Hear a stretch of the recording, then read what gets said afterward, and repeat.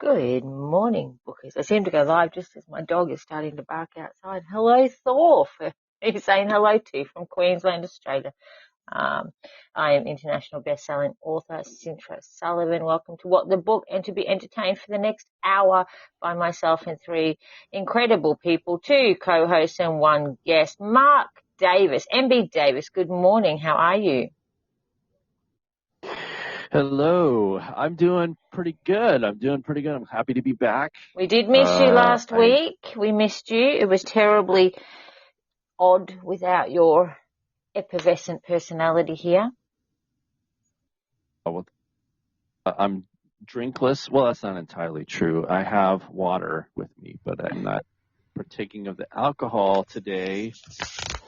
So you just get me in my purest form. Just a concentrated MB coming at you. Concentrated MB. I can't wait. Can't wait. Good morning, Kaya Carrington-Russell. She's in the house. Good morning, my loves, and concentrated MB. Why the first thing in the morning? That sounds kind of kinky. No, I was going to go there. I don't want to start this. Honestly, I was. I can't figure out how to bottle that yet, but I'm working on it. See, my first thought was, isn't it always concentrated first thing in the morning? I know. I'm sorry. I can't go there. It takes a lot of concentration to be me, I'm telling you. Oh, my goodness. Now, we have a very interesting guest today, guys. I'm really intrigued to see how this plays out. Our guest today has been a frequent visitor in our text area, so he is often contributing through words to our podcast. So I'm really interested to see how this plays out, especially when we get to the game at the end. I swear to God, if you are new to What the Book, you really, really need to listen right to the end of this particular episode, because I think there's going to be a doozy.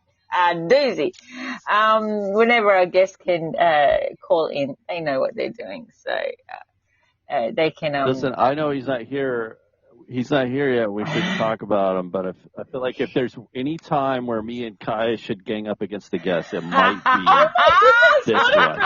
Idea. I'm just saying. I had actually thought about that, but I didn't know. I don't know. Well, we'll see what happens. Our guest has, of course, arrived in the studio. So I'd like to welcome Stephen Ross to What the Book. Welcome. Hi, everybody. Can everybody hear me? Yes. Oh, my God, I forgot how good your voice was. I'm blushing already. Oh, my. Hello, sir. How are you? Mark, can you contain yourself? How's it going? Not too bad. I love Mark drops his as well. I feel so inferior right now. I have to do something. So I'll figure it out. You've got me beaten in the facial hair area.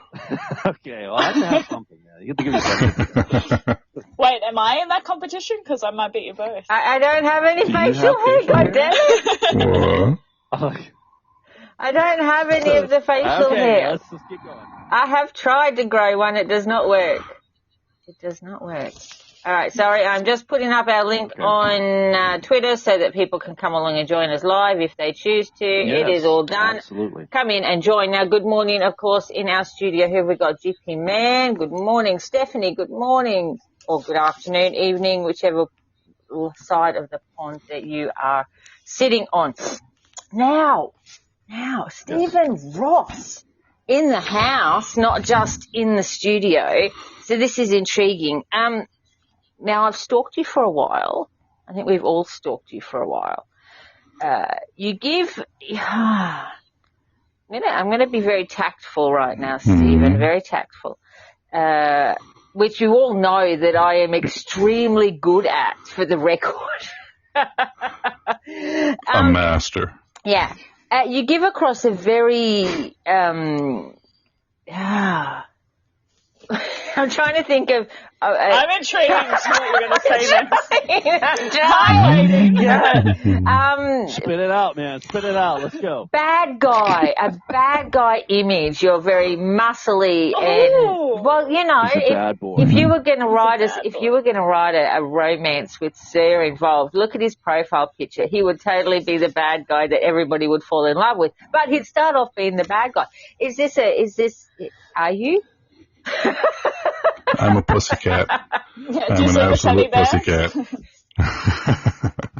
No, I don't think so anyway. I mean, maybe I was at one point in time, maybe, but no. I'm a pussycat.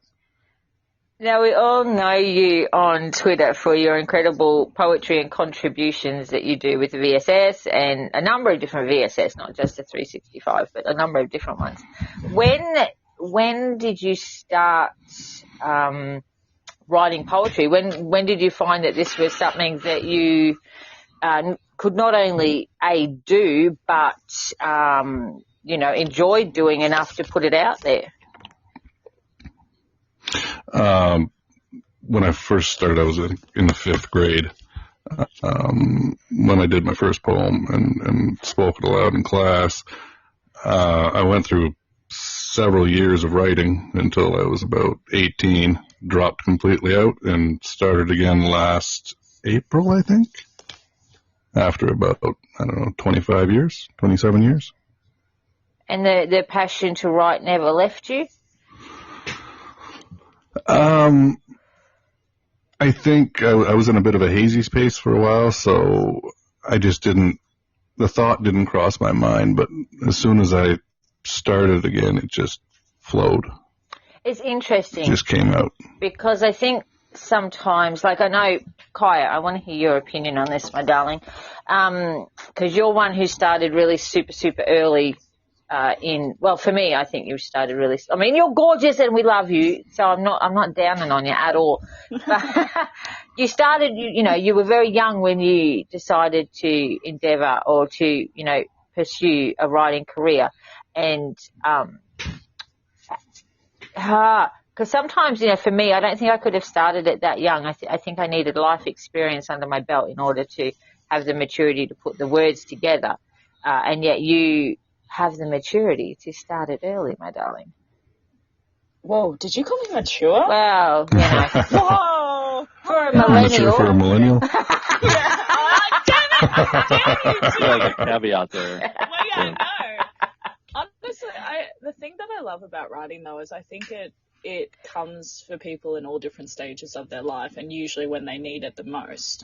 So I find that when we write, it's usually because we have something to express or we have something we need to get out or say. So I think I was just lucky in the fact that I was a very angsty teenager and I needed that outlet, whereas I feel like sometimes in different circumstances, you get bogged down with life, and I've done patches with that as well, and I imagine all of you can relate to that. And the same with Sir, by the sounds of it, he had 25 years between. You just get bogged down with stuff until you find the pen again and think, oh my gosh, this just makes it all so much better, like I can actually express myself through this. So I think age isn't so much a factor, it's just when you need it at the right time. I think that's when everyone starts their writing journey and career, in my opinion. Did you, quick question, Kaya, because I started a business when I was really, really young. Did you ever get judgment from people for being too young or in their interpretation of it? All the time. And I think too, the thing is I've always worked 2 or 3 jobs. I'm a hard worker. I've always gone up corporate ladders very, very quickly, and all my careers I've always been judged for my age. And it got to the point when I was 18, 19, I said, don't judge me on my age, by my experience. I'm fine with that.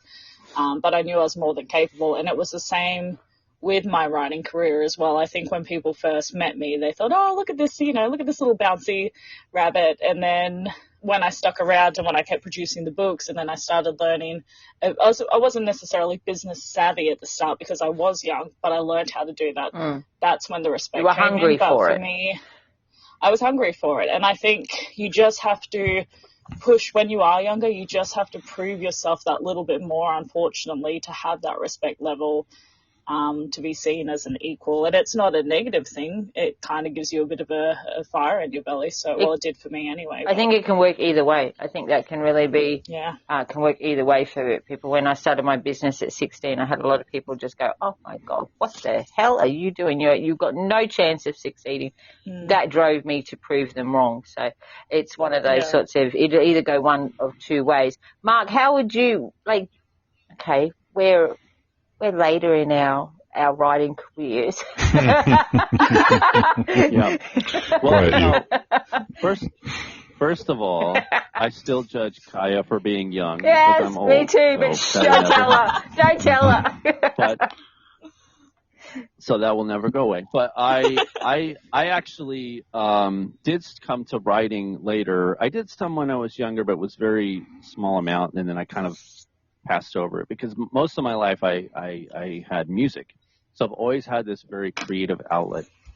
And I started with music when I was like 12 or 13, and I literally have had that pretty much, my entire life. So those angsty teenage years were like, all funneled into music and writing music and playing music and going to parties and trying to get girls and, all of that, right? The things that people do. But as I got older and I started to kind of, I played music for 30 something years, man. I mean, it was a long time.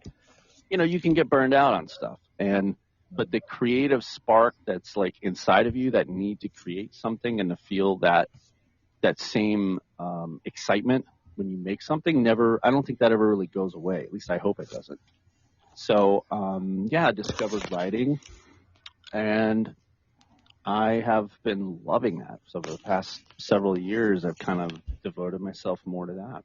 Well, you've just finished your first manuscript and are now, I imagine, deep within the editing trenches, which is always the fun part of writing.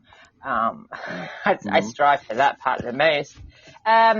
Sir, or Stephen Ross, of course, how close are you to finishing your first manuscript? I should be done tonight. Nice. Oh, nice. I just got the goosebumps. Yeah. I've got about a chapter left, and it's going to be the epilogue, or the afterwards. So hopefully. And is that the dedication to Kaya? There'll be a dedication to everybody who's kind of been in my circle. So Kaya? Absolutely. Yes. Yes, Kaya, you're being it. Now, he's taking bribes. He did put that up on his page. He did put that up. Now, so this is your first manuscript, because you've done short stories and you've got a poetry book out. Hang on, just pulling it back. Lines of Light and Night, which I have, and fantastic poems in it. Now, this is your first full-size manuscript, yes? Yes, it is. It's a daunting task, to say the least. Yes. Yes. How many times did both of you, Mark and Stephen, I want you both, because Kyra and I, we've been too often, but you guys who have just finished your first manuscripts, how many times did you doubt yourself that you could do a full-size book in that time? Me? Yeah, well, every single day. Every single day. I mean, up until this past week, it just, even the last few chapters, I'm looking at them going, endings are the hardest thing to write. There's a reason why Stephen King is somebody who's had issues with endings of his own, and he even freely admits it. It's the most difficult thing to write. So, I have doubts right up to the end. Mark, what about you? Did you have that doubt that you had, because you did short stories as well before you endeavored on going for a full-size novel? Yeah. Did you? Yeah. Well, my first attempts were full manuscripts. struggled with that for a couple of years, and I had two different ones than the one I currently finished that I was working on, and I got about a third or a quarter of the way through on each of those, and it kind of hit a wall, and I was like, this is hard. This is really hard. This ain't easy, man. And that's what made me switch gears to go to short stories, because I was like, I really need to get with something that I can wrap my head around and play around with and finish and work on the whole process of, drafting something, / editing something and getting something completed. I felt like with short stories, that was something I could do a number of times in a smaller amount of time period. So I felt good about trying that. I knew it was going to be different, and it was a very different, it's like working a different muscle. But I think for a lot of those reasons, it was really good for me personally. And so I did doubt along the way, but I kept going back to that. I have finished stuff. I know I can do it. I just got to get back up there and keep going. Yeah, I doubted every page that I wrote on my first novel. Because it was a story that I brought to a friend going, I had this really weird dream. This person came in, it felt so real. This person came and talked to me. Her name was Arcadia, da-da-da-da-da. And she's just like, that's a story. And I'm like, oh no, she said, that's a book. And I've gone, well, it's not my book. I'm sure it's somebody's book, but, and they went, no, it's your book. You've got to write it. And I'm like, what the fuck? Anyway, so she dared me, and every day I doubted it. Kaya, your first book? No, I was the complete opposite. I was so the millennial young, thing. And do you know what? It's funny though, because through my career is when doubts started picking in, when I realized how, I want to say seriously to take it, because I was 15 when I started writing this. This was my outlet. So it was fun. It was exciting. I was the next J.K. Rowling. Watch your space. Bye, bitches. Yeah. Anyway, so I remember when I just had the time of my life. And You're then still like that when now. It's true. But now I'm in it for the long haul. But when I first sent my manuscript off, it was my senior year. I was 16, 17 years old, and I was sending that manuscript, didn't edit it, didn't do anything with it, and I was sending it to agents and Australian publishers going, what's up, this is the next best thing, here it is. And then I was like mortified and shocked when I was getting rejection letters. I was like, maybe I'm not good at this. So I think that my dream, my expectation was so large at the front that it snapped shut very quickly. And then it wasn't until I was about, I think, 19, 20 when I actually published that book, when I did all the right things, when I got the editor, self-published, when I had a bit of a business sense then. So, yeah, I was the opposite. Now I doubt myself here and there, but not too much. You know me, potato. That's it. We just get on with the job. We've just done so many now. It's like you ride the roller coaster. It's all good. We get there. Now, Stephen, you're Canadian, a country that's well known for not only snow, but, the beautiful, kind, well-mannered people of the world. Canadians I always sit there and, think that you guys are just, you're always super polite, super, super polite. So how does a super polite Canadian become a weaver of dark words that are visceral? He is not polite is what I'm getting from that. That are so... the evil cackle. Yeah, well, you're right. You don't just write horror. I mean, you don't just write horror. You take horror to another level. You want to leave the reader with bloodstains that they have to try and remove from the carpet themselves. How do you jump? Like, where does that come from? I guess a lot of it comes just from a dark part inside of me. Same thing with the poetry. The vast majority of my poetry is very, very dark, very, very personal. And meshed in with that is just I've always been someone that is a fan and a reader of horror and novels, movies, etc. And the whole polite Canadian thing pretty fucking overblown. Ooh, can I say fuckings? Yes. Oh, yeah, I can. Right? You listen to our episodes. Yeah, you know. Oh, yeah. Heard the show, you know you can say fucking. It is definitely a word that slips out every so often. Normally from me. Yes. Slipping out, yes. Yeah. Hey, I'm not going to be able to deal with this show, I swear. Now, I'm staying quiet. horror. Mark, how horror do you like your horror? Do you like bloodstains on your carpet that you have to remove after you finish reading the book? So it's interesting because there are different classifications for horror. You know, there's like body horror, there's more psychological, there's like more supernatural. There's so many different kinds. And, you know, I don't mind some gore. I don't mind but I really like the, you know, for me, it has to have that tension. It has to have the buildup of something great, you know, whether it's a simple monster flick or book where, you know, the anticipation is built and then, you know, there's a big reveal towards the end of something massive. It has to be really good at building tension. And that for me is like my main criteria. I'd agree with Mark there. I mean, just blood and splatter for splatter's sake isn't really my thing.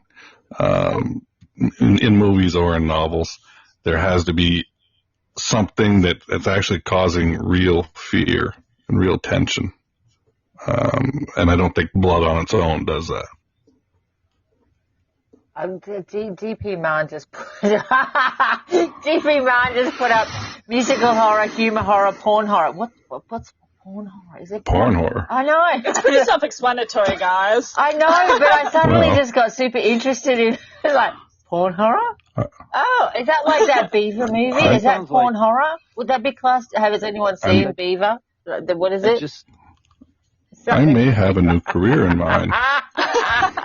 Wait, are we going to film or are we still staying in literature? Both. And then Mark chucks up Rocky Horror. Now that's my kind of horror. That's almost porn horror. It goes a little, anyway. I do, there is a, again. No, you go, Kaya. No, you were gonna. No. We're thinking the same thing. We so were. Okay, I'll do it. You go.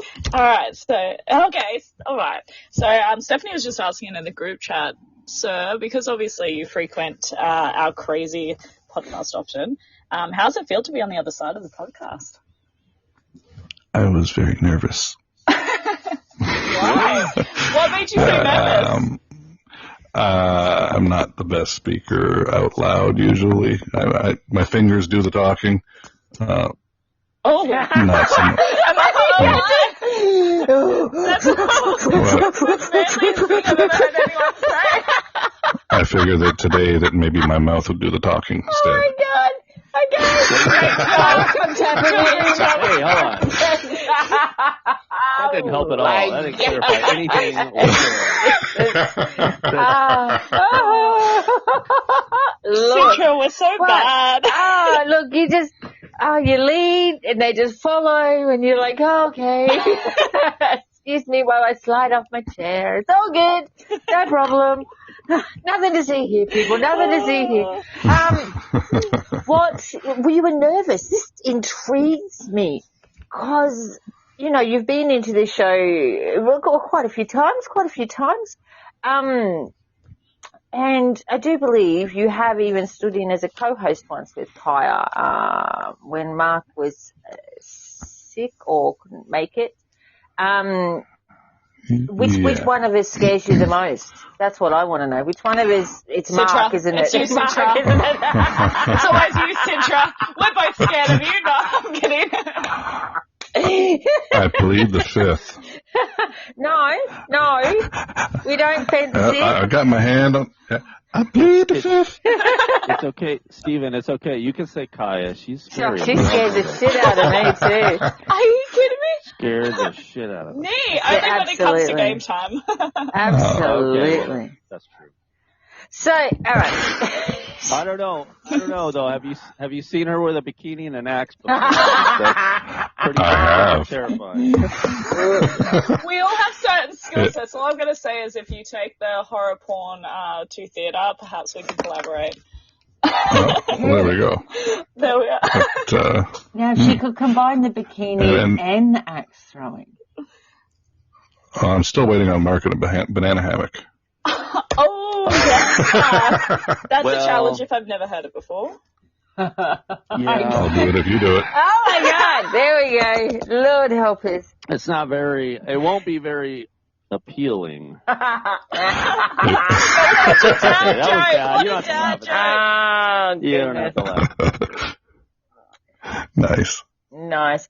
All right. I want to read an excerpt of Love of the Hunt. This is the book that you're writing at the moment. It is. Or about to finish writing. Yes. Yeah, Stephanie, I know the Zumba thing it's still in the process. It's a really hard thing to organize time frames. Sorry, Mark, you said, I saw it. Do you notice how me and Mark straight away have it ready to go?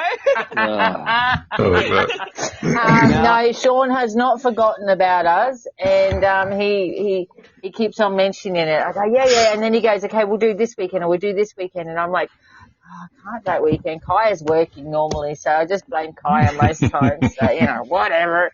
Anyway, Love of the Hunt. This is an excerpt of Stephen Ross's upcoming novel, about to finish today. All right, Love of the Hunt. All right, ready? Right. Just when we heard a rustling in the impenetrable shadows at the far end of the room, too big to be a rat, a raspy chuckle issued from the darkness, bleeding with gleeful insanity. Was that creepy sound going on? I heard a whistle in the background. I'm like, am I haunted? Am I?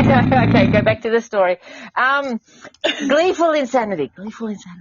The sound of a thumb turning the wheel of a lighter, a spark, two.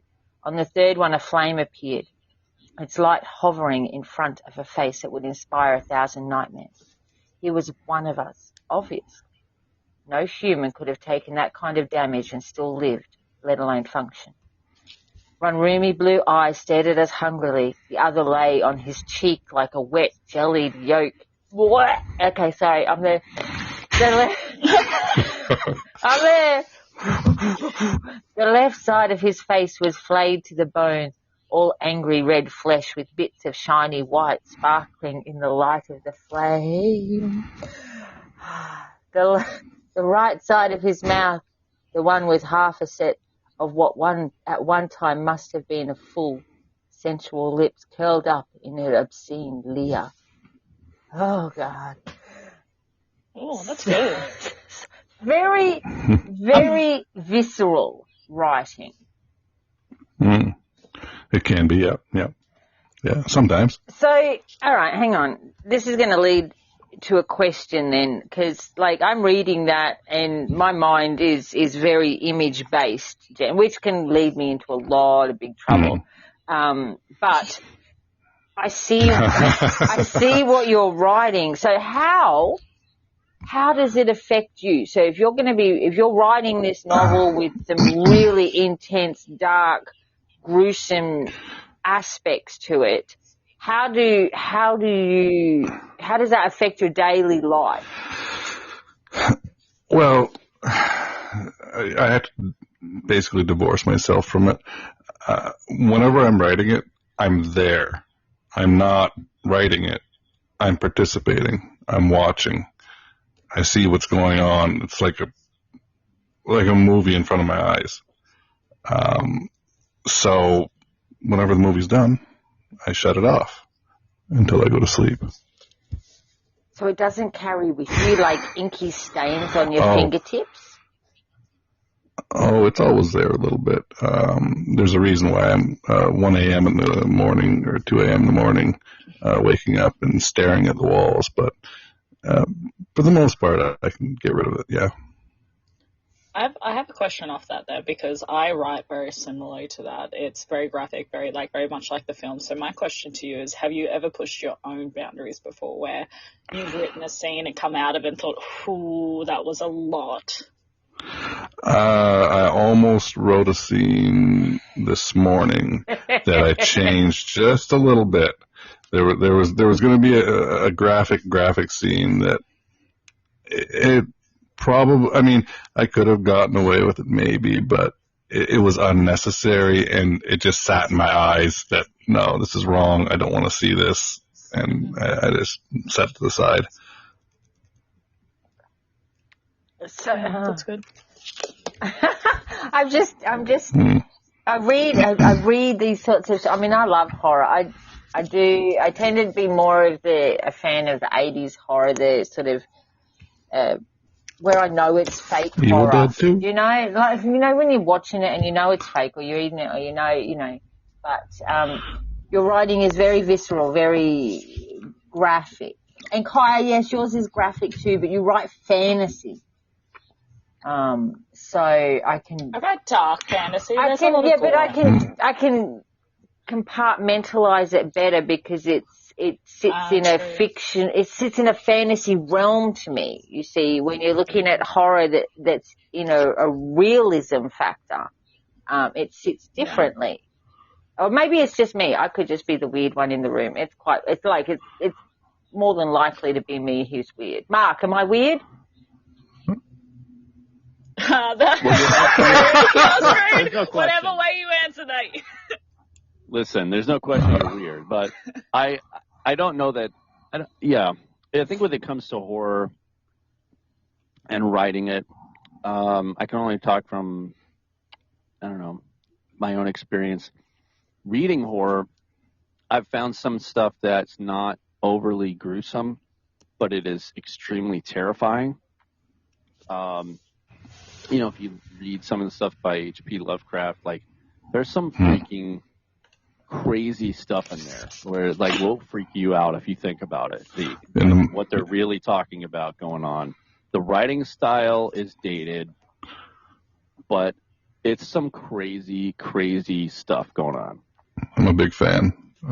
He's got some In the Mouth of Madness, or at the Mountains of Madness. Mountains of Madness, yeah. Dagon. And some of his stuff's short stories, and it's not long stuff. Also, if you read King, like, he does have some gruesome stuff, but there's some stuff that's not as gruesome, but it's just as terrifying. So for me, it's not. And I think Sir said this earlier. It's really not about the gruesome factor. I mean, that's just like the the seasoning on the top, right? Of to kind of give a flavor of what's coming or what you're dealing with here. But the essence, the meat of it is really just this probably goes the concept. This probably goes into every genre. Like, okay, so if you're going to write horror and you're going to write it well, you need a good story. And then you need to spook it up. If you're going to write erotica, you need a good story, and then you spice it up. If you're going to write, humor, you need a good story, and then you make it funny.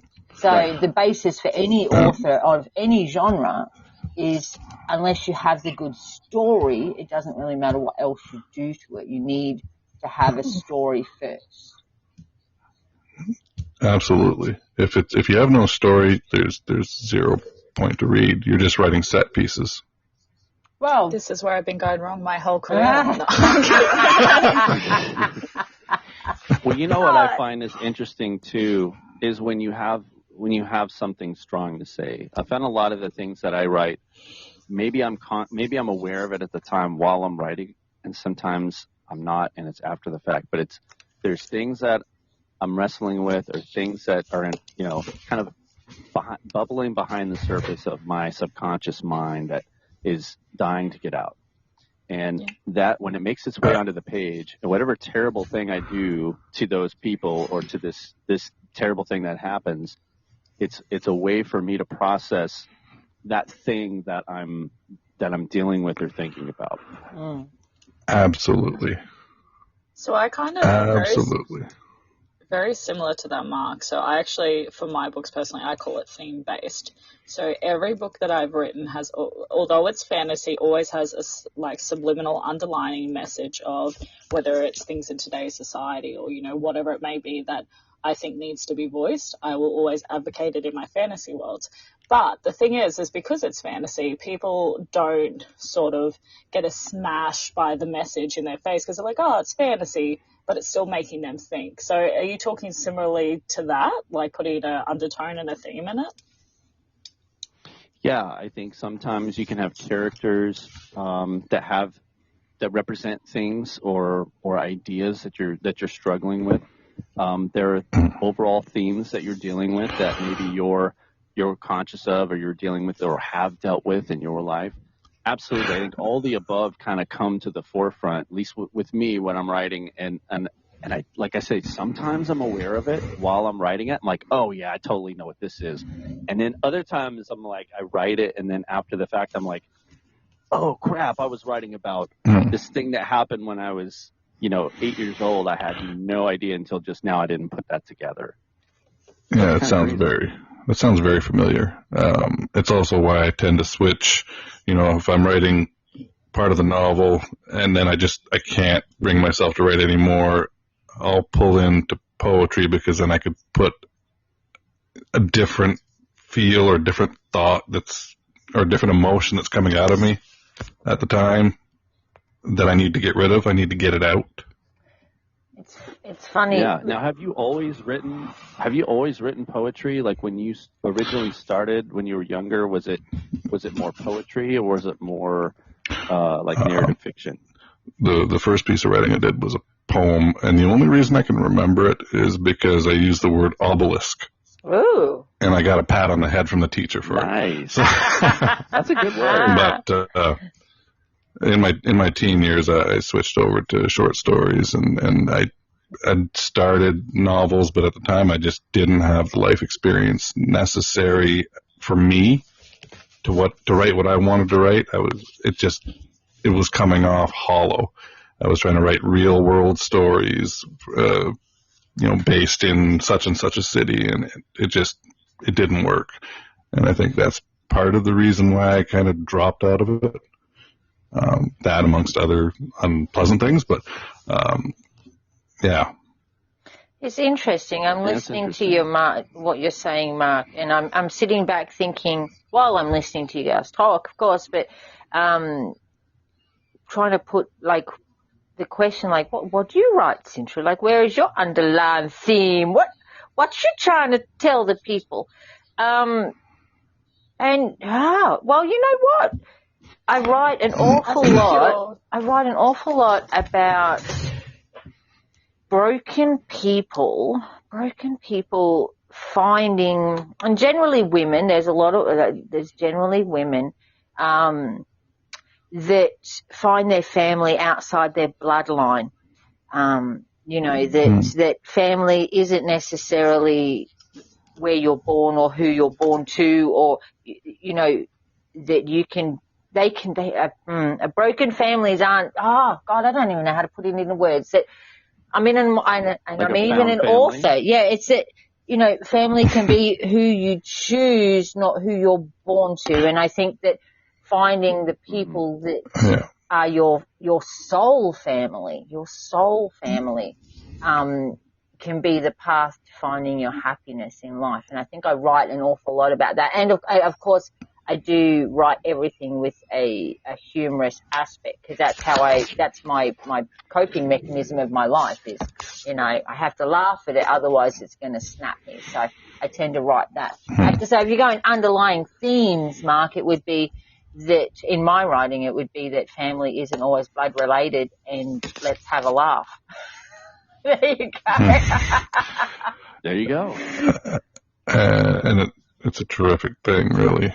To be able to laugh is so important. I mean, I write the horror, but I have to step back and I can't take things too seriously, or else, like I said, you just go nuts, or nutser in my case. Nutser. Is that a word? I'm not sure. Nutser. Yeah. It's right next to Buddha. Make it a word, nutser. It's right next to Buddha. You've got nutser. It's a Buddha thing. Go on, Kaya. Or rooting. Hey, we won't have that sort of language on this podcast. Thank you very much. That's why we draw the line. You can say fuck, but you can't say rooting. Move on.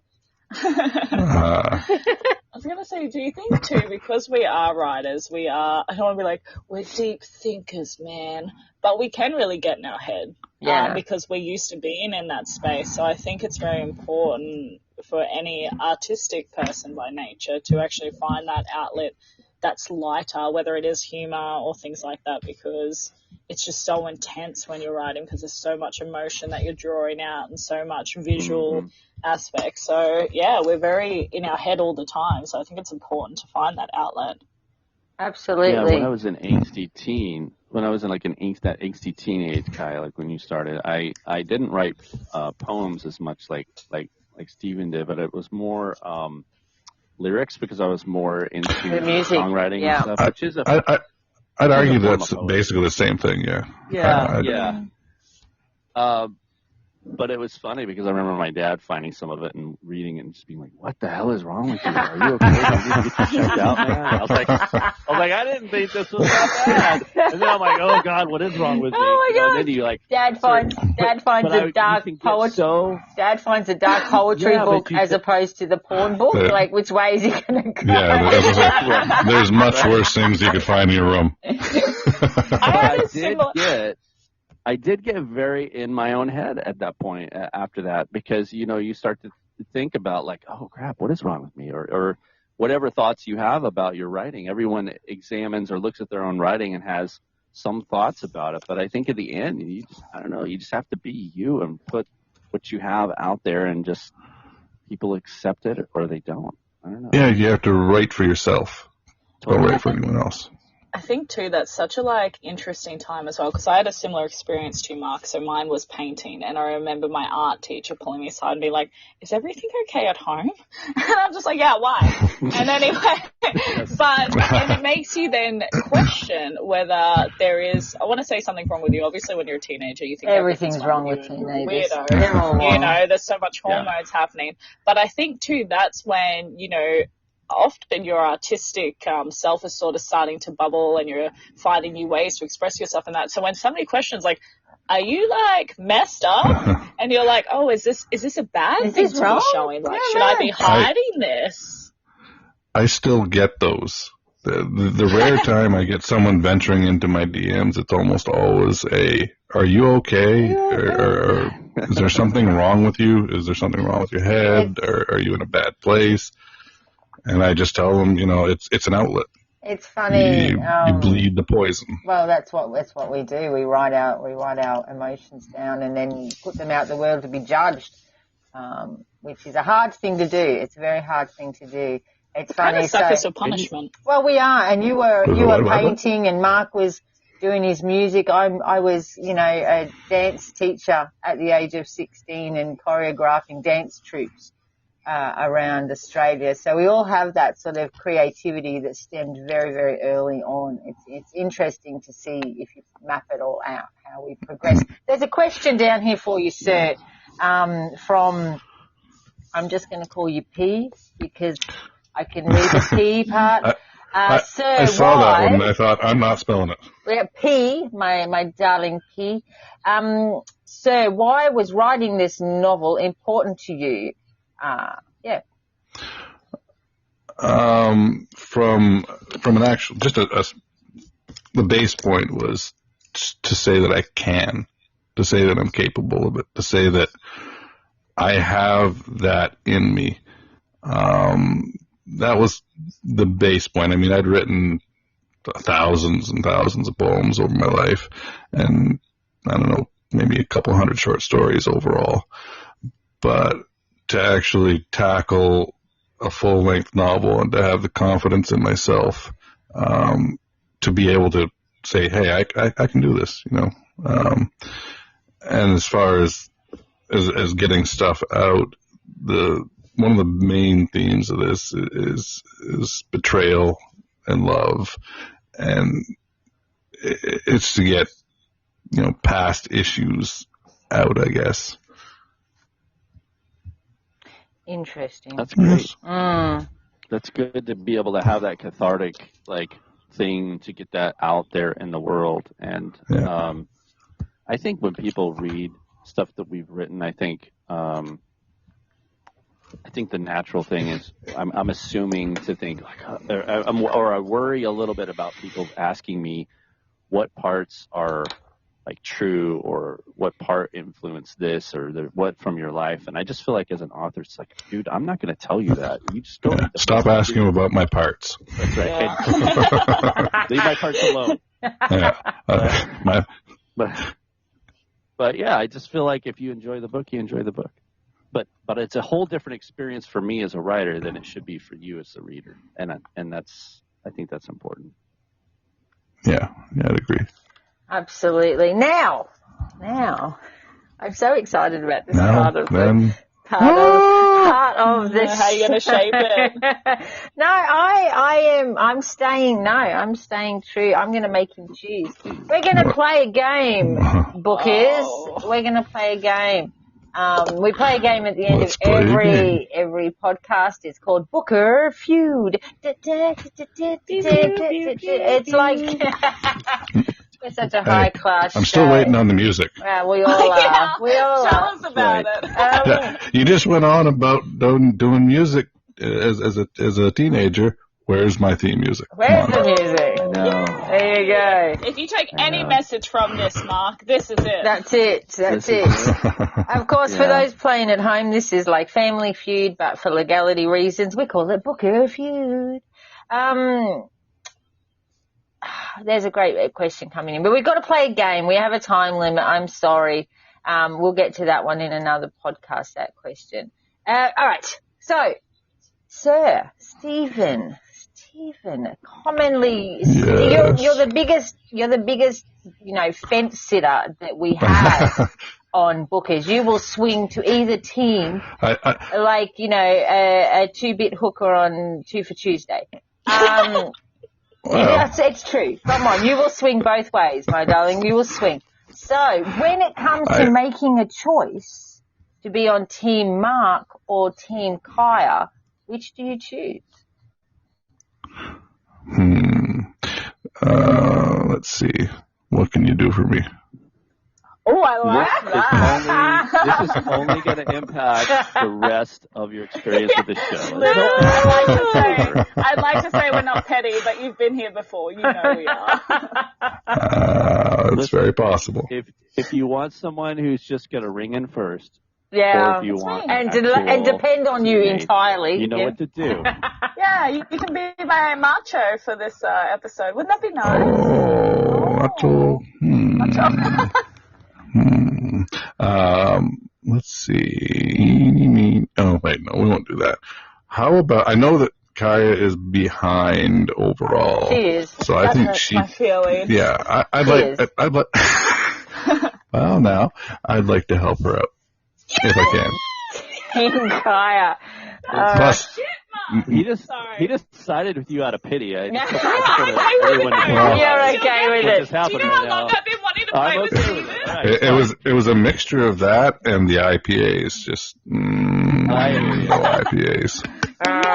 There you go. It's okay. There you go. I accept, Stephen. I accept. If anybody in our group chat, of course, if you want to help Mark out, you can always help out with answers. Mark will accept any team help that he can get down there. That sounded bad, didn't it? Sorry, Mark. You don't need help down there. It's okay. I just, you know what I mean, in the group chat. Okay, good. I'm not helping Mark down there. I know. I'm sorry, Stephanie. The phrasing went south. I'm sorry. All right. Team Kaya and Stephen, what team name would you like? Stephen. It's Stephen? All right. Oh, no. Well, I mean, we can scream your name. I don't mind. Well, wouldn't be the first person. Oh, my God.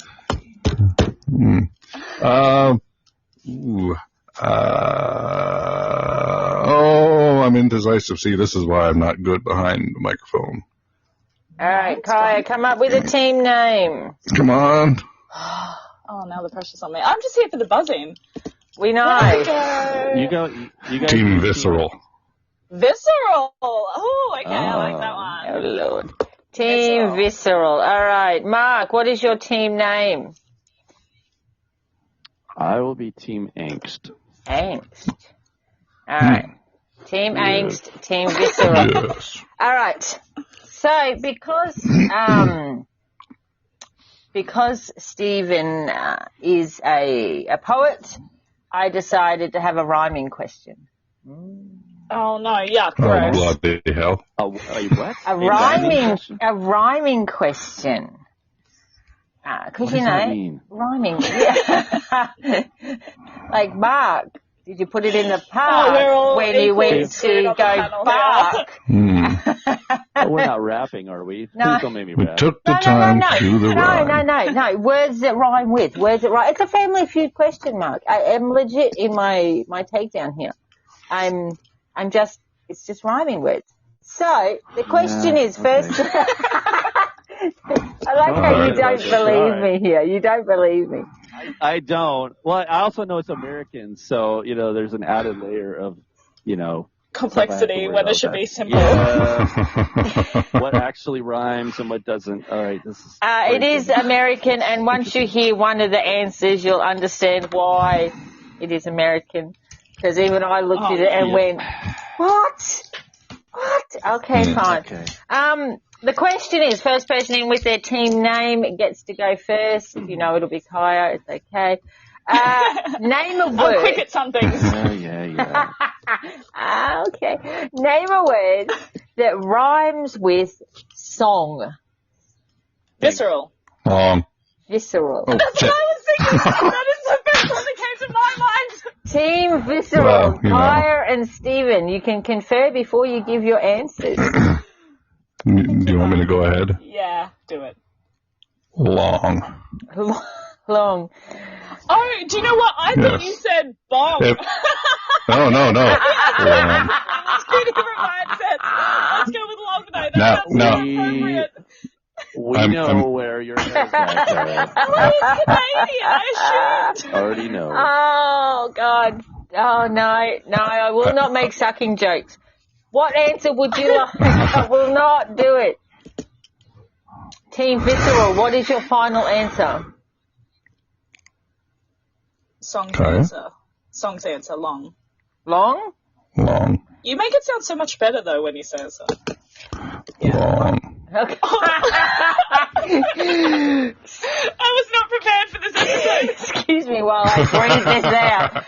Yes, it's on the list. Ding, ding, ding. On the list. On the board. Long is on the board. Let me circle that. I'm going to get this all wrong. I can see it. Name a word that rhymes with song. Team Angst. Mark, what is your answer?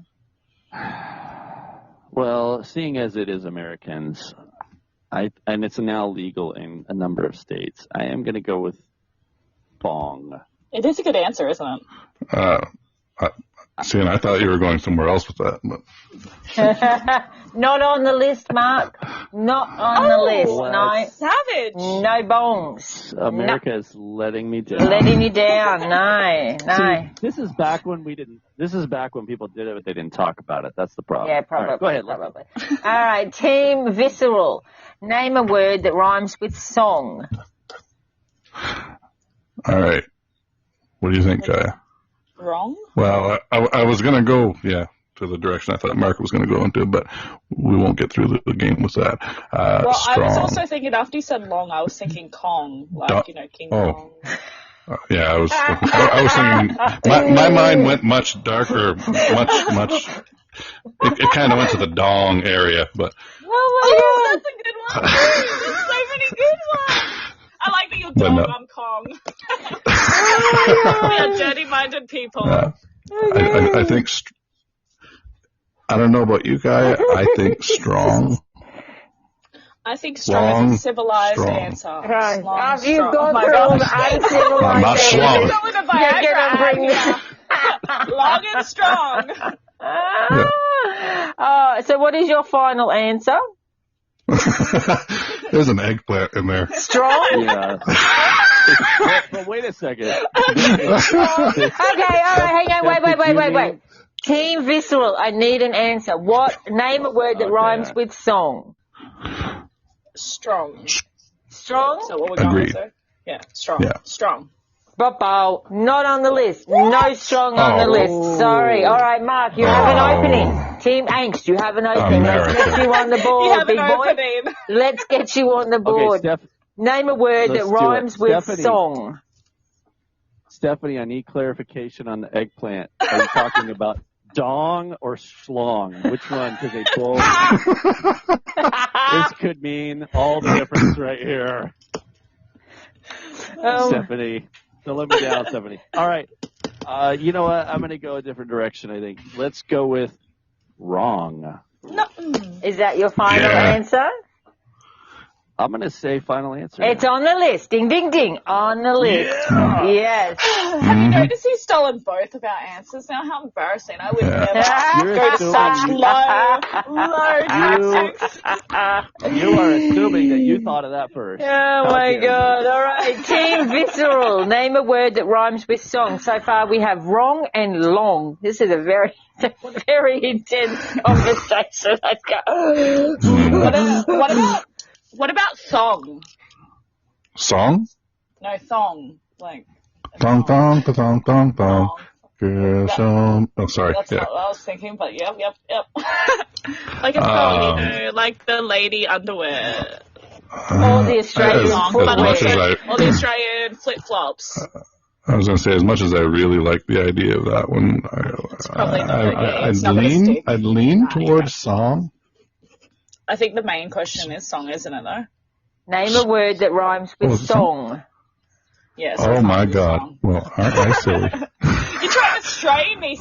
You're working together. You and Mark are working together to sabotage my chances. Stephen.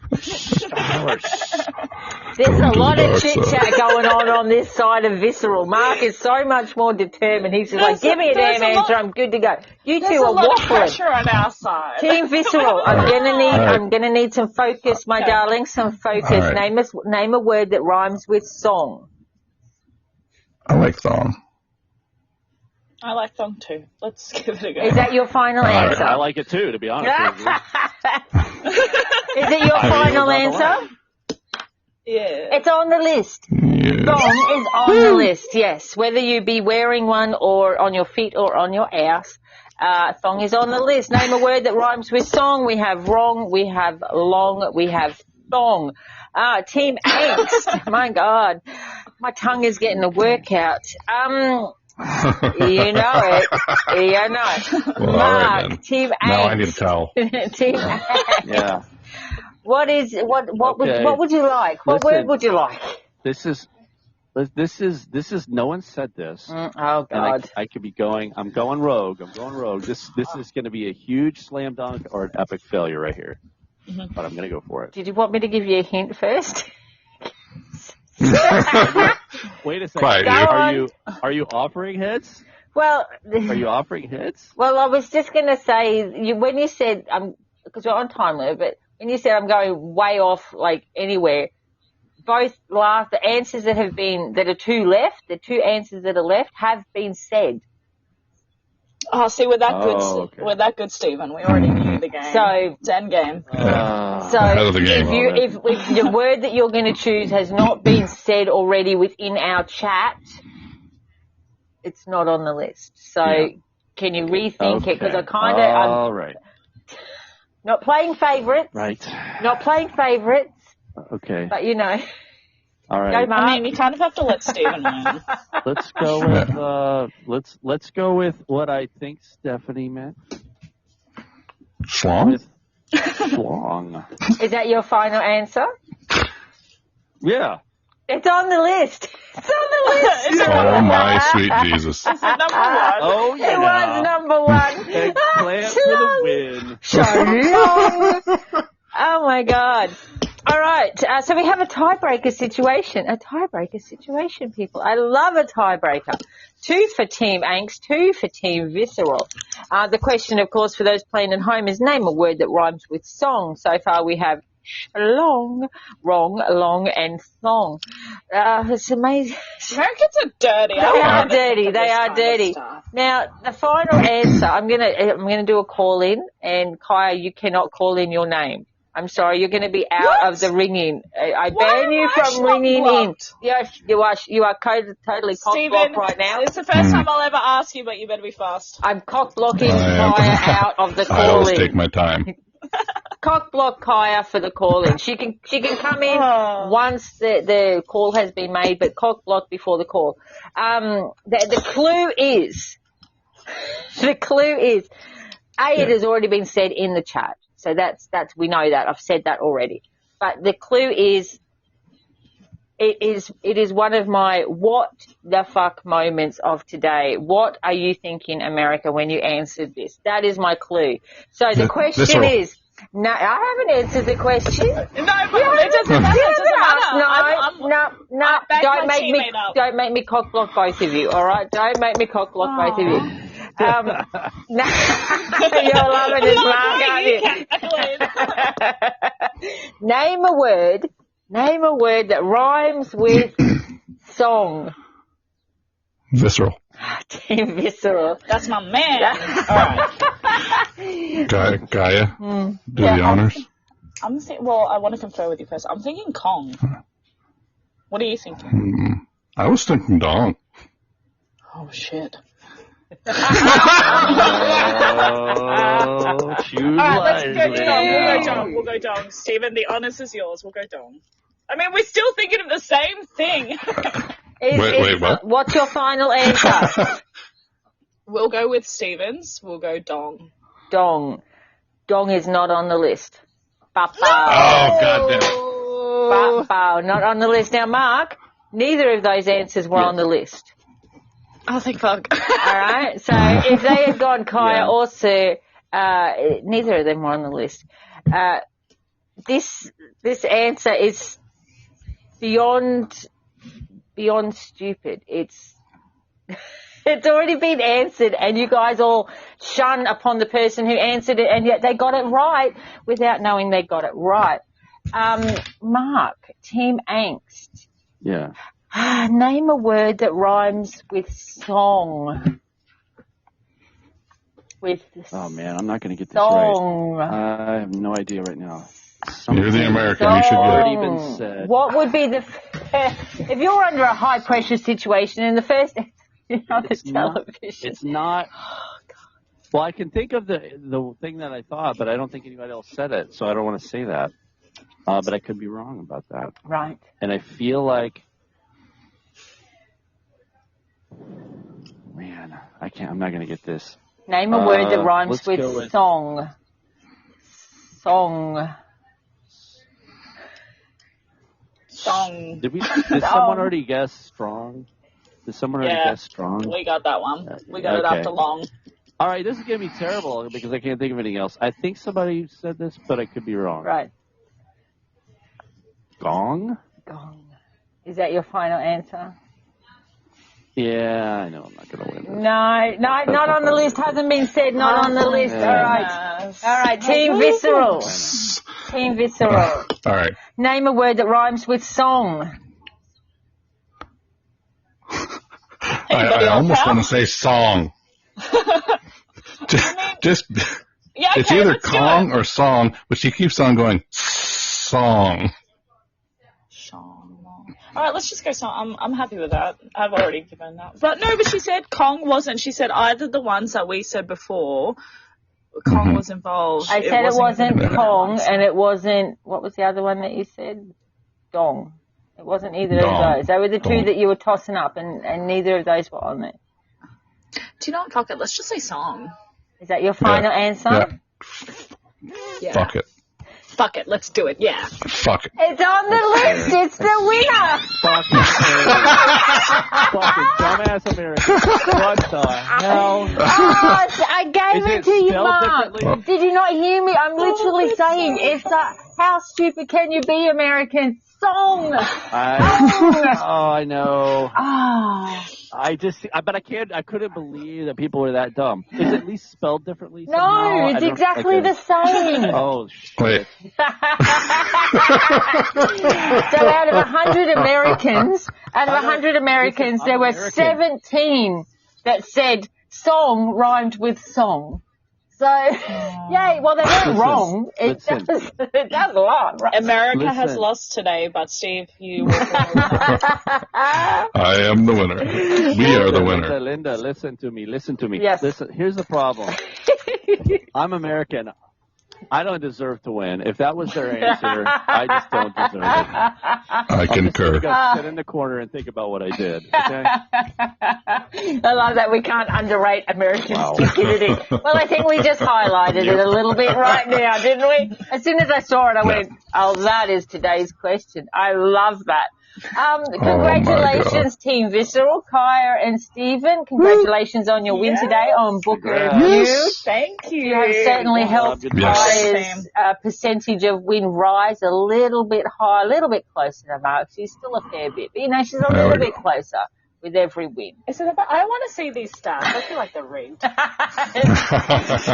Don't you trust me, Kaya?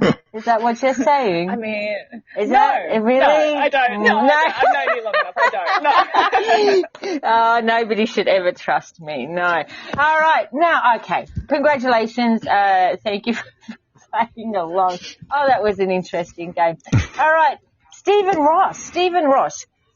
Thank you so much for being here on, where are we? What the Book podcast, where you have been for the last hour enjoying our entertainment, if that's what we call it. Of course, the one. That's where we are. Light and Night. Lines of Light and Night is the poetry book that you have out at the moment. Love of the Hunt, your first manuscript being finished today. Hopefully released really soon. We will welcome you back, of course, when it is, and you can come and announce it on here, which would be very cool. Very cool, if you want. Very cool. If you want. I love that. I'd really like that. Demand your attention or anything like that. Mark does get a little demanding, but, I aim to please. There you go, Kaya. He aims to please. Long and strong. Thank you very much for being here, Stephen Ross. It's been an utter pleasure to have you on What the Book. That pleasure was mine. Thank you, Z. Thank you, Kaya. And thank you, Mark. I really enjoyed it. Do you still feel nervous? No. I mean, I managed to get through Dong without giggling like a schoolgirl too much. So I think we're good. Excellent. There was no Dong. There was no dong. There was no dong. Well, that's the problem. I guarantee you there was, but I mean. That's right. It was all wrong in the song because there was no dong. Oh my God, Mark. Okay, thank you so much for being here, Mark. You bring such a highlight to the book. Love being here. Oh, and happy to have you back. Please don't leave us again. Don't leave me with Kaya. It's uncomfortable sometimes. I try to hump her leg and then she pushes me off, and it's just not right. Anyway. Yeah, I miss you when you're gone too, Mark. But I never usually admit that to you, but I do. Okay, I didn't hear that. I'll just pretend. Yeah, I miss you it's too, weird. Mark. Thank you, Kaya, for being here. You are a phenomenal gem of our What the Book crew. Aww. And you are. And again, Stephen, it was lovely having you. We love you so much, so thank you so much. And pleasure's mine. And on a side note, just quickly, thank you so much for those sketches. Holy crap. They were phenomenal. Yes. Everybody go check Twitter and check out the amazing sketches that Stephen did of all three of us, each separate sketches. They are amazing. I love them. And to spend that time on doing our artwork is just, thank you so much from the bottom of our heart. It's a beautiful gift. Thank you. And good luck. Good luck with the book. All right, people, we're out of here. You've been listening to What the Book with MB Davis, Kaya Carrington-Russell, myself, Cynthia Sullivan, and our guest, Stephen Ross. We'll be back next week at the same podcast time, same podcast channel, different podcast guest. We will see you then. Have a great week, people. Bye for now. Bye. See ya.